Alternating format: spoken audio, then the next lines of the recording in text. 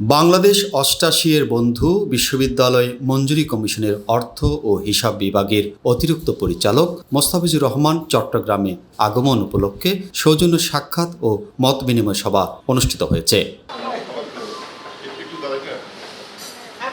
২৬ October রোজ রবিবার বাদ মাগরিব চট্টগ্রাম জেলা শিল্পকলা একাডেমি সংলগ্ন ডিনার রেস্টুরেন্টে বাংলাদেশ ৮৮ বন্ধু বাংলাদেশ বিশ্ববিদ্যালয় মঞ্জুরি কমিশনের অর্থ ও হিসাব বিভাগের অতিরিক্ত পরিচালক মোস্তাফিজুর রহমান চট্টগ্রাম আগমন উপলক্ষে বাংলাদেশ ৮৮ বন্ধুদের সাথে সৌজন্য সাক্ষাৎ ও মতবিনিময় সভা অনুষ্ঠিত হয়। এ সময় উপস্থিত ছিলেন বাংলাদেশ ৮৮ বন্ধু মোস্তাফিজুর রহমান, জসিমউদ্দিন মিঠুন, চাটগা টিভির চেয়ারম্যান সাংবাদিক Alhaj Akhtar Uddin Rana, advocate Arshad Hossain, Hasina Momtaz Jonaki, Anwar Sadat Murad, Chowdhury Irfan, M A Akhtar Hossain, Afroza Shiuli, Mohiuddin Ahmed Dulari, Rezaul Karim Bhuttu, Aftab Liton, Manjur Hossain, SMG Mustafa, Tipu, Shamima Akhtar, Ismail Hossain Siraji. News desk, Chatga TV.